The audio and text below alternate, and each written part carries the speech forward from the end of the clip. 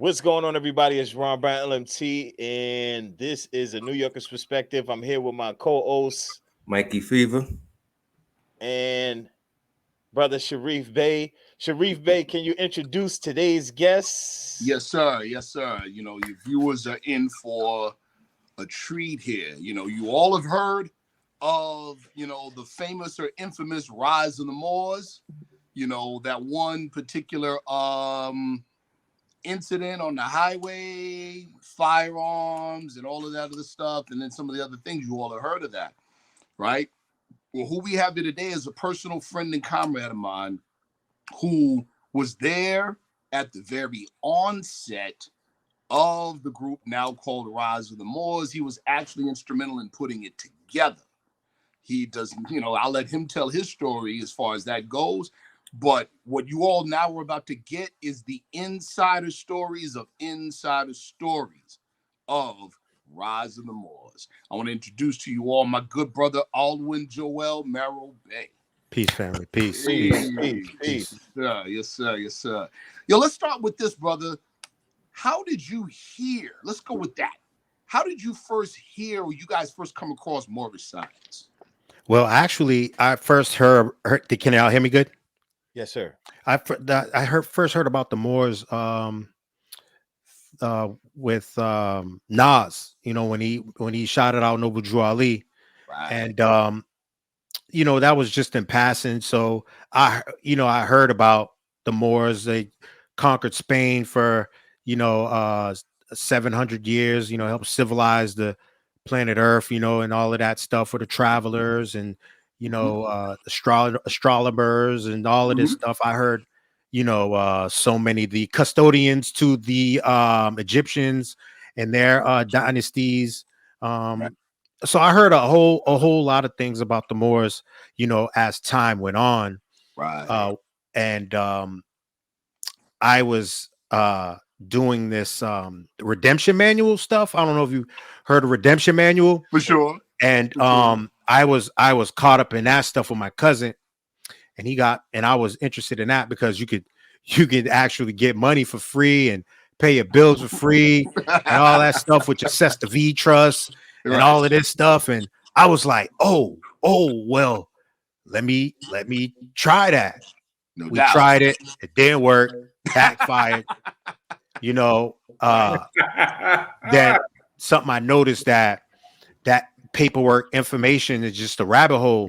It was just the information that they gave you was just more study material to learn something else, to go in another rabbit hole to learn, and it just never was like a solid foundation. It was like building a house on a sandy ground. It wasn't really any foundation to it. So I didn't feel comfortable because it felt really wobbly. Gotcha. I'm like, I know there's some truth to your doing your name. What is it called? Authenticate. What is it called? I forgot what it's called, Brother Sharif. Yeah. We'll get back to it. But go ahead. Yeah. Just keep. I don't want to cut you. I don't want to cut your flow. Keep going. Well, you know how they did the birth certificate thing, and Right. my cousin did it, and I was like, so what's the benefit? And he just was like, oh, I can do this. I'll be my own country. So if you your own country, like how can you occupy here in the United States of America when they're really serious about territory? Come on, bro. And he started thinking, and I started thinking, I was like, bro, man, you need to stop. You need to stop. It didn't work the first time when we tried to do cell phone bills. Now my bill is higher. Like my bill was 300 something. Now they say I owe $700 something dollars. Like, nah, bro. You know what I'm saying? I got to call T-Mobile. I got to call the electric company. I let my wife do it in her name, the electric company, and that set off some like red flags. And I was like, okay, if this is real, I don't want to go this far to find out if it is or if it isn't. Brother, let me ask you this question. Who is your cousin? His name's Aldwyn Johnson. Gotcha. Okay, gotcha. His Aldwyn Johnson. Gotcha. So yeah, we like maybe a couple of months after that, I went to his house. He said, yo, there's this group that I want you to check out. I went to it. It's the Moors. So I'm like, the Moors. So it drew a blank to me because, it was been a minute. Yeah. Like, I said the Moors was a group, was like a nationality. It was like a group of people. And he was like, no, it's where he was telling us we're claiming our names back. We're doing it through paperwork, and we're gonna do a paperwork to the government, to the governor of Rhode Island. And I'm like, all right, I'll check it out, man. You know what I'm saying? Right. Because I just got into liberation at that point in time. This was like 6 years ago, 7, 8 years ago. I just got into the liberation movement with Mike Brown, all that stuff with Mike Brown and stuff got it going on. I think that pushed a lot of people into consciousness, into, we're tired of this. There got to be something better. And some of us found, enlightenment, and some of us didn't. Some of us found a brick to throw through a window. So I chose enlightenment, because I felt like that would be a better look for myself and for the people around me. Yes, sir. Yes, sir. So we went to this meeting, and I seen Jamal. He has a black fez on. I'm like, that's dope. like Brother Sharif. Huh? Who's Jamal? Brother Jamal was the leader. He was the Grand Sheik, the self-proclaimed Grand Sheik. Now that I know. He's the one. He whenever the name Rise of the Moors comes up, that's who comes up. Yeah. Jamal, Talib. What was it? Jamal. I can't remember. He wears a turban. Jamal Talib. His real name. Nah, I ain't gonna do that. But yeah, I got you. It's Bey, whatever. You know what I'm saying? Right. But it's crazy because it was a chief of the Narragansett Indians that's in Rhode Island, right? That I personally know. Yes. And he's his cousin. And he was trying to tell me he didn't know this dude. He's an agent, but he later found out that was his cousin. But he's saying that he was an agent, and I knew him. So I'm like, that kind of raised red flag. But let me jump back to where I was at. So we go into the meeting, and he says a few things about Noble Drew Ali, and he says it's the opening of sorry, y'all. I had to pull my Quran out. Yes, sir. So let me see. All right, it was in part of the he would say something, man. I can't remember, but he would say a mixture of what the Moorish Science Temple says and some crazy like other stuff, man. Like, and it was weird, but it sounded intriguing at the time because I didn't know. I didn't know what he was really speaking. So I started going. We started going every week, and he started empowering us with, this is our land. This is America, is Morocco, and we're gonna claim it. And I'm like, yeah, let's do that. Our brothers go to jail, because that was my role. Almost my whole life of the street was a person that was a go-getter. That was the person that they called on to go for action. So I was about that. Finally, somebody. It looks like some action is going on, But we would go to court. We was dressed up in our costumes and stuff. You know what I'm saying? And it's cool to make fun of, but at the end of the day, I learned a lot. I'm not gonna lie.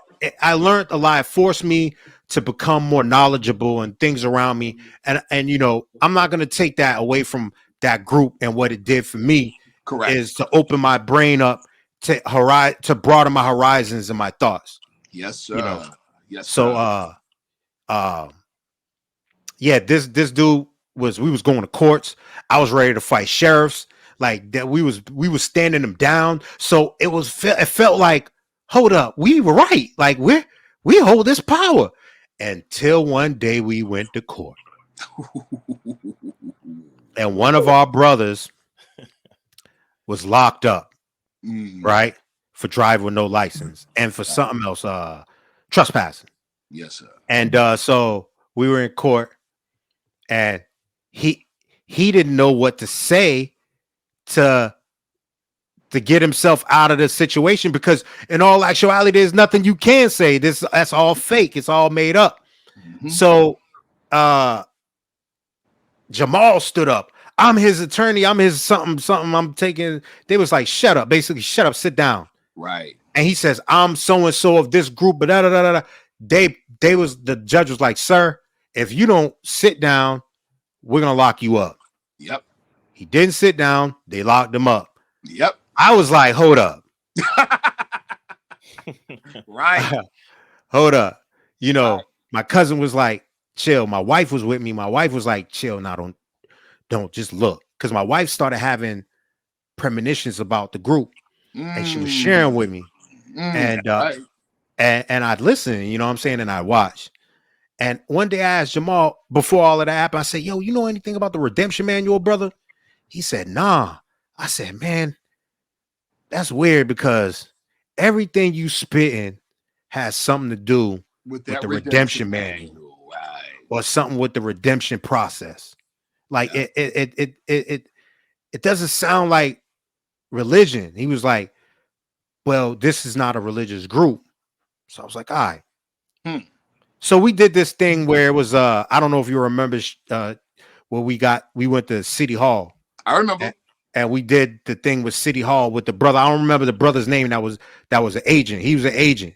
Official tissue agent. I believe Jamal is an agent too. I was telling you, bro, I believe he's an agent as well. Yeah. But I know the brother you're talking about. I remember. Right, the so-called leader. But it was the he was one of the heads of the so-called Moorish consulate. The Moorish, he was one of the heads of the Moorish consulate. So he came down. We felt honored. Like, but I told this brother, I put this on everything I love. I was already mufti of the group. Yes, sir. So I was shaking his hand, right? And I pulled him in. I said, man, I don't know you, but I said, if you playing any games, it's gonna be a problem. And he looked at me, and he looked at Jamal. He says, I like this guy. He's like, and Jamal didn't hear what I said to him, but I told him. But I didn't trust him. He looked, the way he spoke was like a pimp.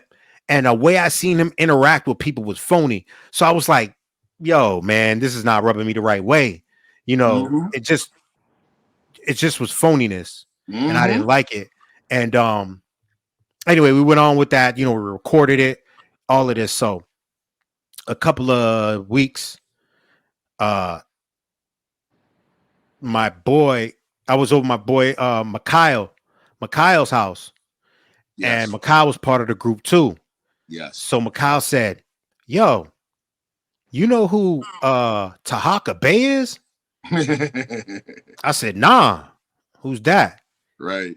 He said, man, he's online he's on YouTube calling us agents. I said, what? So I looked at his video. He got the brother on there. His main goal was the brother that came, that was the head of the Moorish consulate. Correct. That's who he was there to expose as an agent. That's and he linked all of us with it. You know what I'm saying? Because he was basically saying these people know what they doing. You know, they he wasn't on Jamal radar. Jamal wasn't on his radar as of that point. Right. He thought we was being, I guess, manipulated, or some of us were being manipulated, but we were doing agent behavior. Right. So I ended up calling him on Facebook Messenger and cussing him out, and we was arguing. And I said, bro, I got people in Baltimore, man. Like, bro, I already made phone calls. Like, Mikhail was already on the phone with our people. And I'm like, yo, I already made phone calls, man. I can get. He was like, I don't care who you know. So we went through the tough guy thing, right? Right. And he said, brother, you are not doing Moorish science. What you're doing is not part of the Moorish Science Temple. It's nothing to do with Noble Drew Ali. And I'm here to expose all of that. I'm here to expose the truth. Mm. So I was like, man, whatever. He said, all right, then. He said, did Jamal give you the Holy Quran? I said, nah. What's the Holy Right. Quran? I said, you mean the Quran the Muslims you knew? He said, nope. The Moorish Science Temple, Holy Quran, the Circle 7. I said, Mhm. nah. He said, you know what? I'm not even gonna waste my breath. Download the Circle 7, read it, and that's gonna turn you away from everything that you're learning if you're about the truth. So I was Mhm. like, whatever. I downloaded it online, and after reading the first chapter, I was like, yo, this has nothing to do with the Moorish Science Temple of America or Moorish Science, period. This has all to do with the redemption manual and the redemption process, and I'm sure of it. And now, what's this brother's role in it? So after all of that, they came to my brother Mikhail's house for a meeting, Mhm. and my eyes is already like. So I said, he said, brother, you got anything to say? You've been quiet this whole time. And you're my mufti, you're my security, you're head of my security, I'm concerned with what you got to say. I said, man, if anybody gets caught up in this driving no license stuff, any of our Mhm. people get hurt, me and you gonna have a problem. Yep. Me and you gonna have a problem, bro. And I said, you probably ain't see it, me with, doing things like, but I know you've heard people, talk. So you Mhm. just know that anything happen to any of our people in our group, we got an enemy for life. That's following this redemption stuff. He was like, "What's the redemption, man?" I banged on Mikhail's table. I said, "I'm tired. I'm tired of you sitting up here saying you don't know what it is, and you know what it is, bro. You know what it is. Mm. Everything you're saying is come from this manual. It comes from that ideology, man. Now, if you Right. don't know, if you're ignorant to what the actual redemption manual is, and I Right. learned, and I said, hold up, who is he following? And he was following what's his name? The dude with that looked like James Brown. Oh, Taj Tariq Bey. Taj Tariq Bey. Mm-hmm. So That's I was right. like, I said, okay, maybe Right. he don't know, and maybe he's just following this guy. Right. So Mm. I said, this dude knows what he's doing. I hit him. I said, that's redemption manual, bro. I don't care what you say. If you acted ignorant, that's cool. But I'm letting you know, I'm privying you to what's going on. Now, if Right. it's your choice to stay ignorant after that, that's totally up to you. I can see you don't care. Right. So Right. I kind of separated myself from the group, and then I reached out to Brother Sharif because I seen him on a debate, and Yes, I sir. seen how he handled himself on a debate. Yes, sir. So I can let Brother Sharif take over after I hit him up, and it Well, was brother, this is about you. So and your experience because you were there. But yeah, it was around that time the brother hit me up. He said, listen, I respect, how you handled that situation, with the debate, and I just want to ask you some serious questions, some sincere questions. I'm involved in this, and this, and I'm involved with these individuals, and this is the direction, what is this about? All right, I'd like to interject real quick. Go ahead, bro. Yes, sir. So, what was the experience like going into this group? What was the requirements? it was no requirements. No requirements. There wasn't No particular training. no training, none of that stuff. It was basically an open group, at the time because it was just getting started. Okay. It wasn't no foundation. It was just we had put everything in order, like mostly Jamal, but we had a small part in it as well, Mm-hmm. to form in the group. But I probably lasted in the group maybe like 6-7 months to where I was like, this ain't right. This is not what I'm down for, man. So I joined the temple number 11, I think, or is it Philadelphia's It Temple was number Temple 11? I directed you to 11 in Philadelphia. That's right. So I joined Temple number 11, and I kind of moved on from that because personally I needed to grow a little bit more at the time because I was kind of in shock. You know what I'm saying? And I wasn't even though I was studying more science, I Right. was following more science. Right. I wasn't part of a temple. Right. And you really not a more you're really not considered a more unless you're part of a temple. It tells you in the circle 7, it tells you, be a part of this organization. Mhm. It tells you.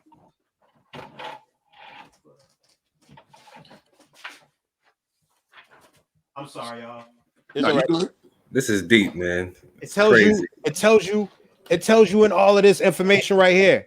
It tells you in this information right here. It lets you know in this information. If you don't have this, you going down the wrong path, man. If you got a Black's law dictionary before you have all of these, you're going down the wrong path. Mm. Yes, sir. Yes, sir. You're going down the wrong path, man. Mhm. If you read one of these, if you read this and still go down that rabbit hole, there's an issue with you. There's a problem with you, and you are not about truth. You're not about anything that Noble Drew Ali stood for. You're not down for anything that any of the faithful of the Moorish Science Temple, of the many faithfuls that died, that shed blood for this movement to move forward. This is a total disrespect. So when I found out all of this stuff right here, Yes. brother, I was a force, man. I was a one-man force. Well, actually, two-man force, because me and my brother Mikhail actually joined up together. Mhm. Mhm. The Philadelphia, and Right. and I was basically telling them to tally up. Y'all keep spreading those lies, man. We're gonna have problems. And that's when they started playing around with the guns and stuff, and Okay. started. That was the part I was going to get to next. So, how did they get so enmeshed in this whole Second Amendment thing with firearms and the whole now? First off, because he's a military dude. That's first off. He's military. Right. So it's in him. Right. Second, it was to intimidate. You know what I'm saying? It was an intimidation thing as well. Because what person in their right mind starts showing guns online?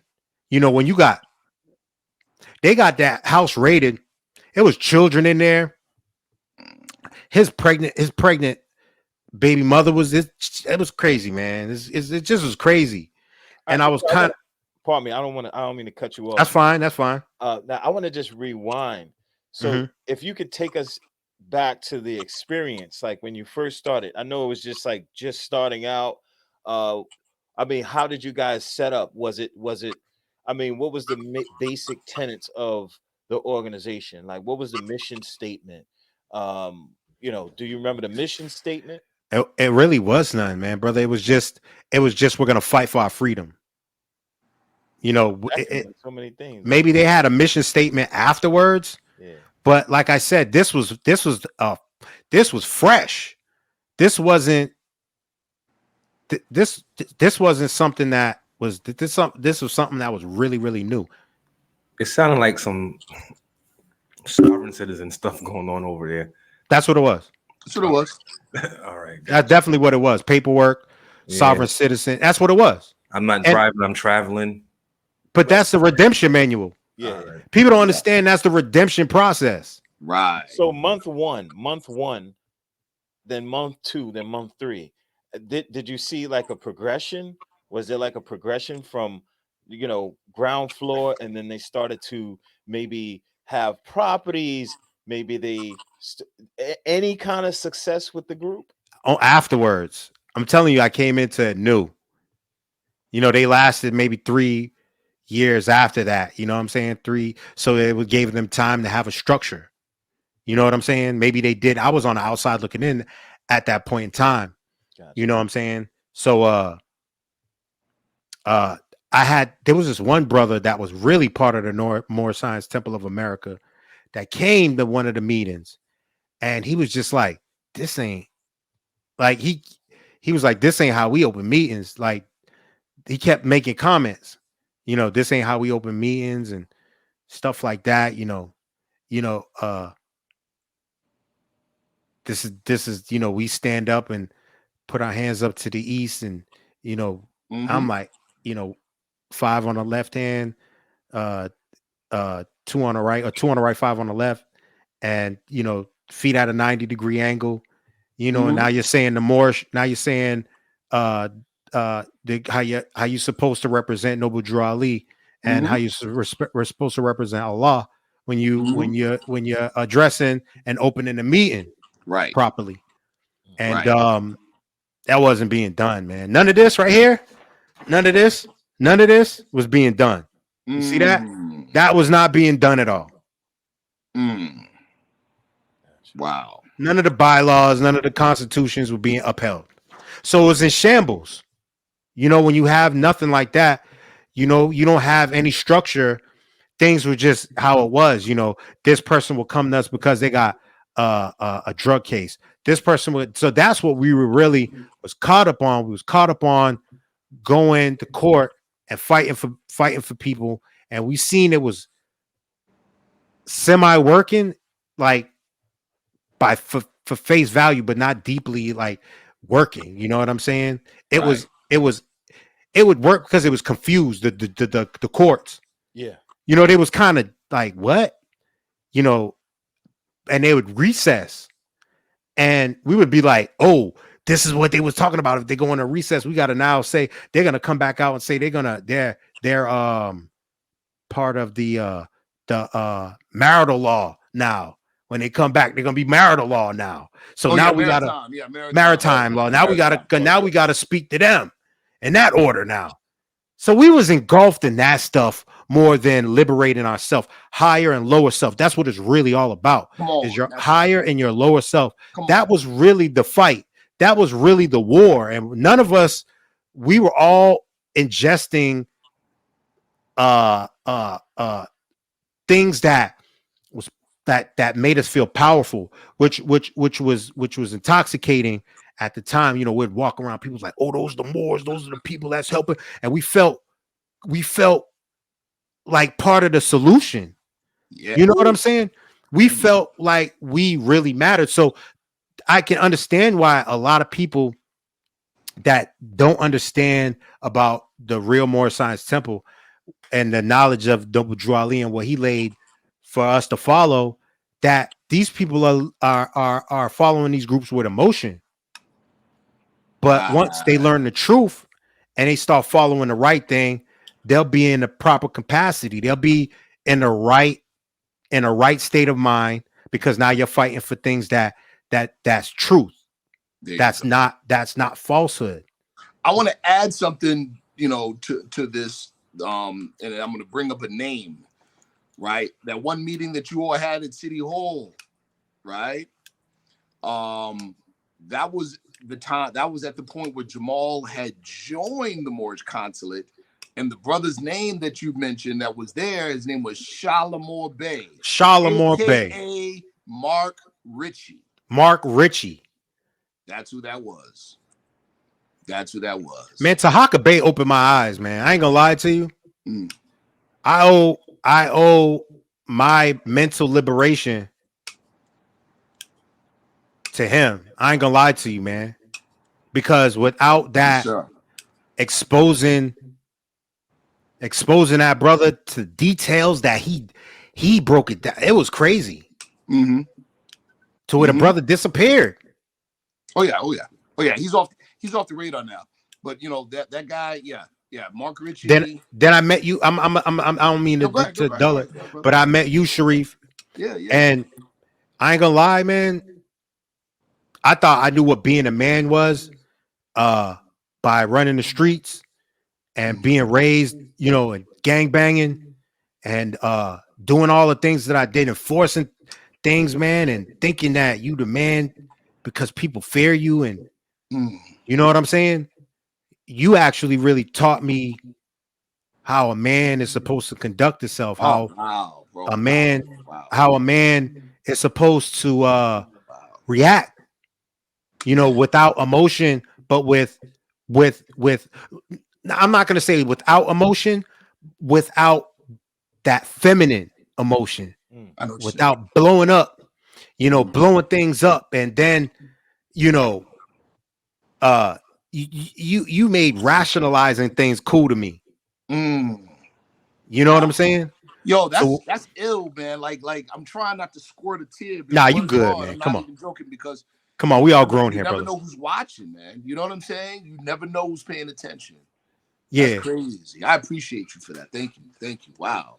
So Tariq Bey is my liberator, man, and you was basically like a father away from my father Wow. that basically guided me into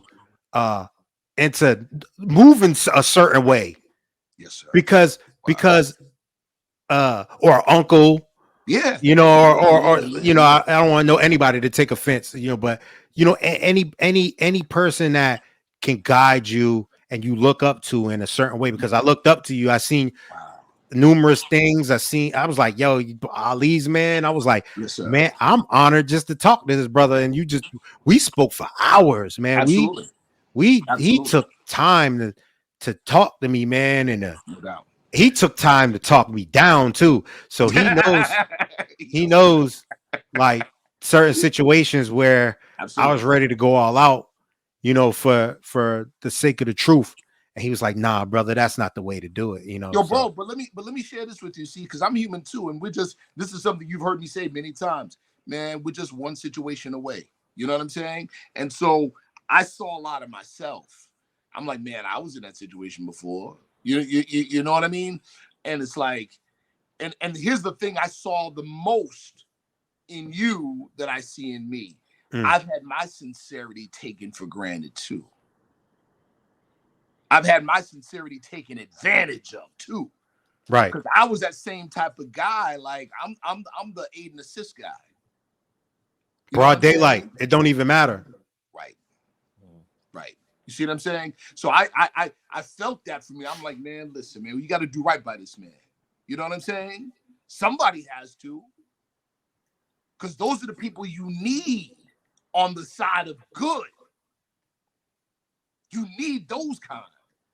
You see what I'm saying? Because I would have ended up cracking a real Moore's head, not knowing. Not even knowing. You know what I'm saying? Yeah. I have That's real. I have a question. Being that they didn't operate under the MST of A, right? Did they have like a compound or actual facility where they met at? When they met at? Later on, they did. At the time, we was meeting up in libraries, parks, and stuff like that. Like I said, it was really, really fresh when I started. It was no foundation. It was nothing. They didn't have none of that. We just started, and it just was maybe like 15 of us, 20 of us. And, it started off as a pretty decent group. And it just fell off 10, then next thing, 15. But then he blew up when they started doing that gun stuff. They blew up, and they was, he got the wrong crowd. That was like, they wanted liberation to sell drugs. They wanted to carry guns. They wanted to drive with no license. They wanted to be kings of and you poisoning your own people. Go ahead. I was gonna allude to that. How do they generate income? Because we live in a capitalist society. How do you survive? Like dues, like from us. So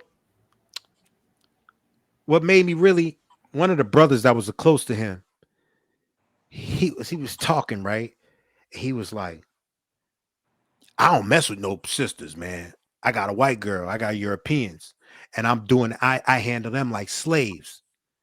And I'm like, I looked at him like I wanted to hook off on him right there. You know what I'm saying? Mm-hmm. Because that's an excuse.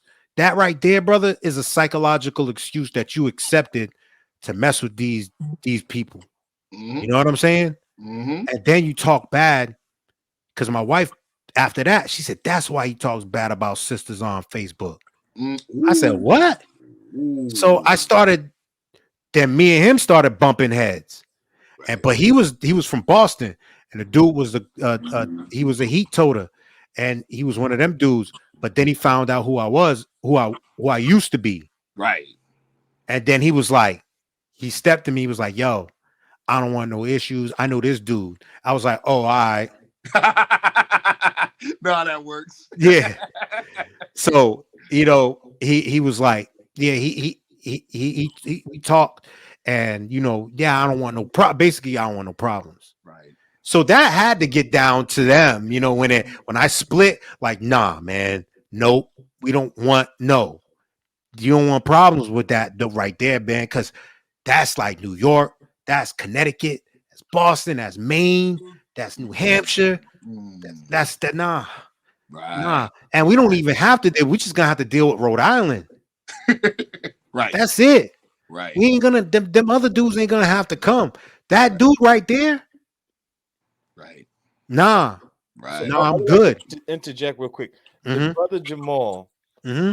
what was his method in recruiting and pulling, you know, members in? Was it He didn't have a method. did He have- just used our exposure to what we was doing in courts and his YouTube to pull people. so he That's had a what he bit was of doing. charisma? Yeah, charisma. He definitely had charisma. It was the sensationalism of the court appearances and things like that. That's what drew people. Us going to court, standing up to the man. What our people wanted to see. Our people want to see fight. Our people are tired of talking, man. We ain't our grandparents. We ain't our great grandparents, man. You know, we want to see bloody lips. We want to see swollen eyes. We want to see bullet holes. Right. That's what this generation, our generation X, that's what we wanted. Right. We was tired because we seen our grandparents, our mothers, our great grandparents, our uncles, our great uncles and aunts busted over the head, bleeding, took into jail for no reason, killed, hung from trees. I'm 47. I'm not that far off from that. You know what I'm saying? Right. I'm not that far off from my mother and my uncles getting their heads bust open and bit by dogs and stuff like that. Right. You know what I'm saying? Right. I'm not far off from the memories being told from that and looking into your uncle's face and seeing now that you're an adult, seeing that trauma was real when he was telling that story. It was in his face, you know. Right. And the stories your grandparents tell you how they had to act a certain way, you know, in front of Europeans, and how they had to talk, and like it was just like, yo, man, they stripped y'all of what y'all built us up to have right now. Ain't that something? Ain't that something? So our generation was like, forget that. We not taking it because Ice Cube raised us, because NWA raised us, because Ice-T, all of these MC8, Spice One, Ghetto Boys, all of these people, Public Enemy, all of these people raised us, and they told, you know what they told us? We ain't got to take this stuff from y'all. Right. There wasn't no music like that backing us up. Right. Back from our parents, there was, but it was more liberating. We got to come together and be as one. Yeah. Nah, this music was nah. We don't get in line. Nah, we don't get in line, and we gonna that with the higher powers that be. Right. And so that was what the cloth that we were cut from. Brother, let me ask you a question. I want you to tell the audience, what is it you do for a living now? I show and breed dogs. Praise Allah. That's right. I have a very successful kennel. Sure. I'm known all over the world for what I do. That's right. Even when I joined this group, I was doing that. Yes, you know, sir. So I'm basically one of the ambassadors of the American Bully breed. Praise Allah. So yeah. That's called. See, and the symbol. The Prophet Drew Ali said that being a productive member of society. I say it like this: you made yourself a contribution. People who start groups like what the brother did are what we would call, and I'm not being personally disrespectful to him, but it's what the prophet in the Holy Quran of Moorish Science Temple of America called leeches on the body of the state. They create a host so that they can feed off of. Grifters.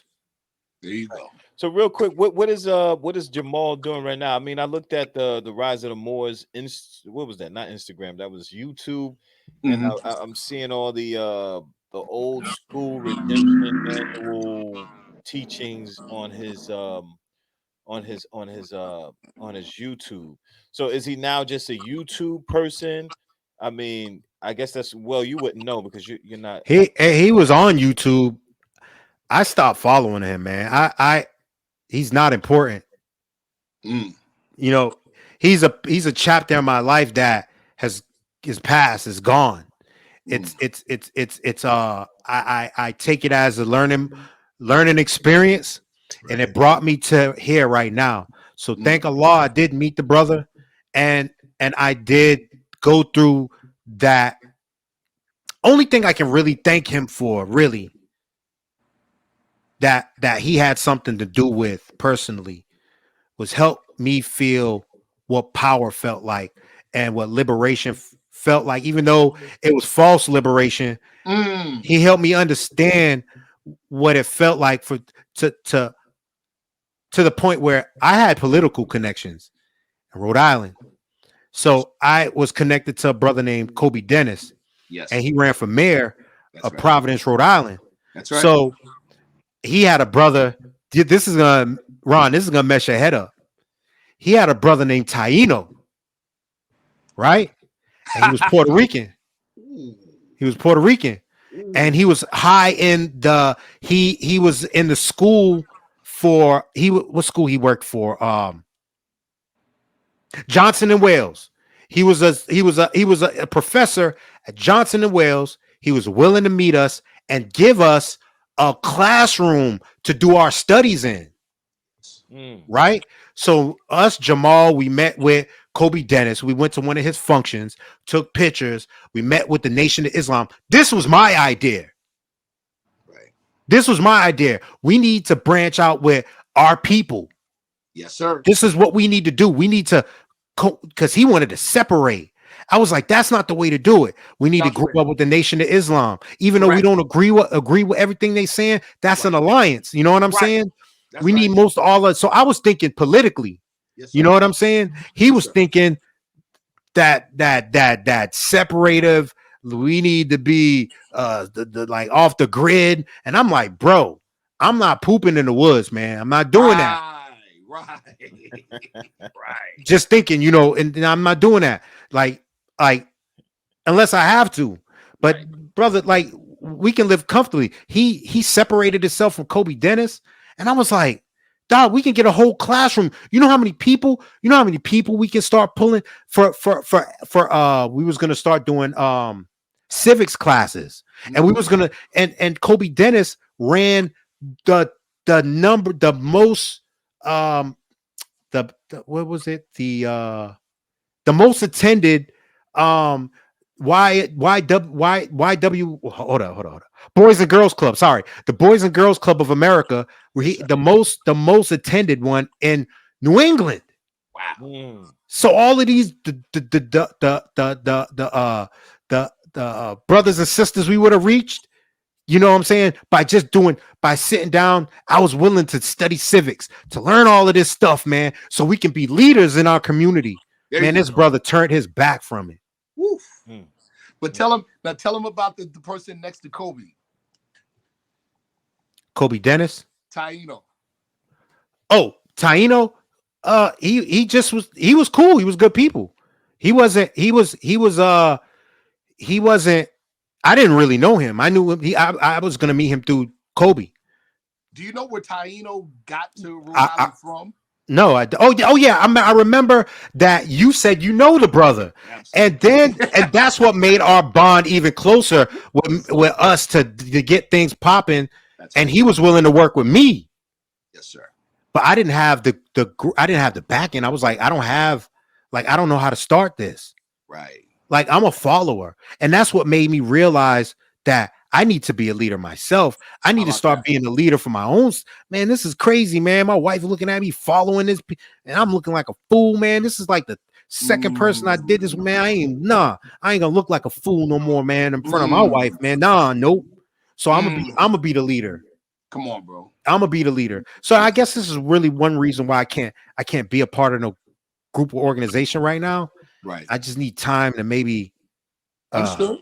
Yeah. But I'm connected with the noble temples with Tahaka. With Tahaka, that's right. So now I want to add too, like we mentioned about the Mark Ritchie character and the Moorish consulate, right?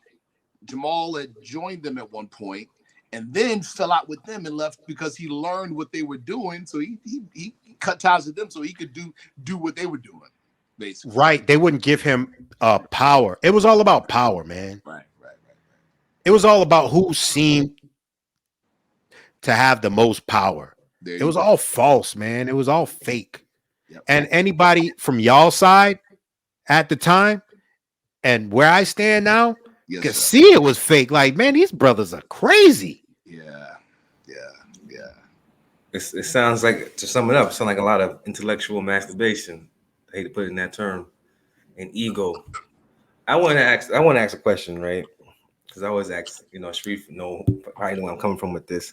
Did they tell you to go get your money from your social security number, that account, your birth certificate, all that? No, but yes. You know what I'm saying? Did you find that money, the account? Did you? No. But I'm telling you, I was doing that before I joined the group. Right. You feel what I'm saying? That's why I understood the language that was being used, the phrases that was being used, the knowledge that he was passing. It was all redemption manual. It was Noble Drew Ali, blah blah blah blah blah, Noble Drew Ali, then redemption manual. That was it. How many cases did you guys win? A couple, like 2 of them. And what were they like? They was beatable cases, man. Yeah. There was cases that was going to get thrown out because of lack of evidence or traffic or something like that. One was traffic and one was a drug case. All right. No disrespect. But we helped the dude out. We put our heads together and gave the dude a defense because he had to stand up there on his own. We broke the case down and we helped him out. So now this was one of the big drug dudes, but he got caught with a small amount. So now we had a voice piece that the hood knew. So now people was looking at us like, yo, right. You know what I'm saying? Right. That's crazy. Yeah, it was crazy. It was definitely crazy. Till I sat down and was like, hold up, Mikhail, Al, man, that case would have been thrown out anyway, bro. And I start thinking like, yo, we know law, we know what's going on. It's not like we really did anything. Right. We stood up, we showed, maybe us showing a united front kind of helped out a little bit, showing that he had people behind him that was cultured or whatever. Yes.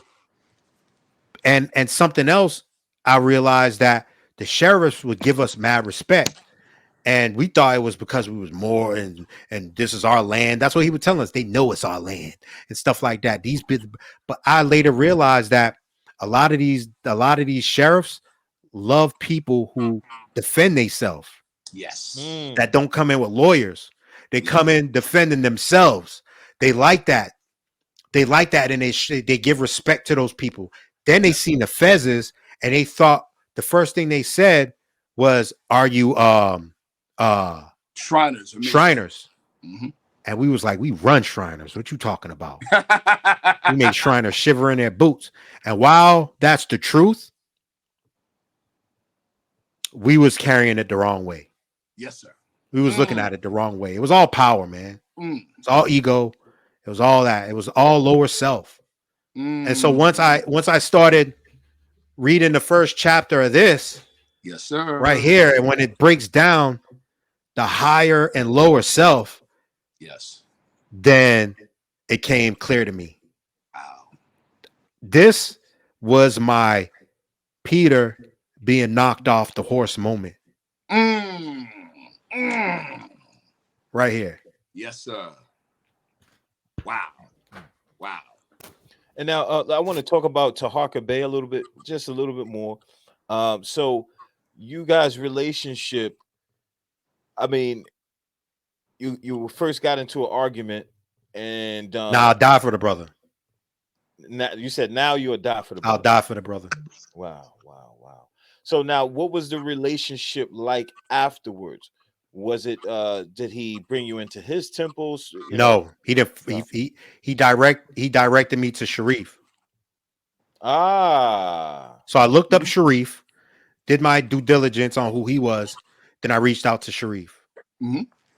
Sharif then directed me to temple number 11 Right. because he was far away from me, and the closest Distance. temple was 11. Mhm. I joined temple number 11. They didn't have really good communication, Right. to where I could actually, be online, and no, no disrespect to them. Of course. But Yeah. I wasn't really getting the full learning that I should have been getting. Mhm. With the online thing. They weren't set up for it. Right. They weren't set up for a virtual temple. Right. Right. They didn't have the That's right. they just had a laptop, Right. and that was it. And That's right. everything in between, the noise, the distortion, you can hardly comprehend what was going on. And there were times I just leave the meeting early, like Right. I can't even hear it, Right. but I'd get into the Quran, the Right. things I did hear, I would soak it up, and I would I would go deeper and try to, but then I went back to Tahaka, and he didn't have the noble temples then. Right. He was just, and what I had was so much respect for him is that he left his temple because he found out that they was doing something, that wasn't right. That wasn't up to par with what Noble Drew Ali was about. And a lot of these temples ain't following protocol, and from what I'm learning, and a lot of people ain't following protocol, because there's different people that are being followed that were leaders of the Moorish Science Temple. When Noble Drew Ali was at his end, when he was coming, I'm not going to say his end, when he moved on, when he moved forward, Right. when he transitioned. Right. Mm-hmm. And when he transitioned, then other people started, it was that ego stuff. It was all lower self. People started remixing and putting names on stuff, and it wasn't Noble Drew Ali, and they started doing other things. This is what I'm learning from Tahaka, as nobody is really going up against what he said. He was putting it down. He did the work on exposing the truth. And I respected and honored that. Even though a lot of people didn't agree with it, a lot of people, there was other accounts that people had, but he stood on his, and I respected that. And if he felt wrong, and he was wrong, he would own up to it. And he would say, I was wrong, brother. Praise Allah. Yes, sir. And I just looked at him as my brother. Like, this man needs to be protected. And that's why I'll be going on the road with him when he does his lectures. And I'm gonna be honest. Like, I love it. So if anybody want to run up and play around with the brother, then, like, I mean, I don't condone violence to old people, but I'll definitely demonstrate, you know what I'm saying, when it comes to one of people like Brother Sharif, people like Tahaka, that me moving on, me taking a bullet or dying for one of these brothers right here, they'll be able to live on and keep spreading the seeds of life, versus you know, I'll be moving forward. I'll be meeting my purpose. You know what I'm saying? Because death is an illusion. Woo. And once you really understand that and learn that, then you know you're not really dying. Come on. Wow. So it's easy to say, yeah, Wow. yeah, I'm jumping in front of that, bro. No problem. I got you. Yo, It's good to have a mindset like that. Brother, I was just talking earlier today. I was meeting with another brother who's a giant in the local Syracuse community. He's also a Moorish American, member of the movement. And we were talking with his son. We were just talking. And we're just talking, and some just there soaking it up. And we were talking about the Igbo people, right? West Africa, and how in the history on the transatlantic slave trade, the Europeans would say, and they recorded in history that the European slavers were like, man, leave the Igbo people alone. Don't put them on the ship because they're going to be banned overboard. They die, kill themselves, right? And so he said, you know, the way the Europeans wrote it up in the history, they said, you know, they didn't want to, those people prefer death over slavery. That wasn't true. The real narrative was what the brother just said. The real narrative was that they knew that this is just a meat vessel. They'll be back, like Arnold Schwarzenegger said. That's what they were doing. They had a totally different narrative. And Prophet Jo'el brought that narrative back to us. Man is not the body of the soul, man, spirit and part of Allah. Brother Aldwin, man, I mean, praise Allah for your, again, man, sincerity is the first degree. You know what I'm saying? And you already know how that goes. Even in the street, the real soldiers are the ones that felt it the most. The real soldiers are the ones that were sincere, B. You know what I'm saying? And so praise Allah for that, for real. Yeah, you know what's crazy? You know how they say, I feel like a soldier is a piece of coal, right? And if not handled right, he's just gonna be a piece of coal. Right. But if handled, it's a lot of pressure. You go through a whole bunch of stuff and doesn't actual crumble, but crumbles, but the inner self of that is still intact and it's still formed, and it's a perfect diamond at its raw state and at its rawest form. That's what I was. That's what going through the ups and downs of that movement would do to some people. It teach you to be a warrior and to stand up for yourself and to be a diamond, shine on your own instead of letting the next person do it for you or you doing it through a next person. Man, you stand up, you got ideas, you got that's my message to anybody watching. Don't be afraid of being a leader, man. Don't be afraid of standing up. Don't be afraid of death, because it's not real. That's something the European made up, that you go to hell or heaven. That's something that's made up, man. It can't even be proven, you know? So I rather believe in what Noble Jo'el teaches. And he said death is not real. It is an illusion. Yes, sir.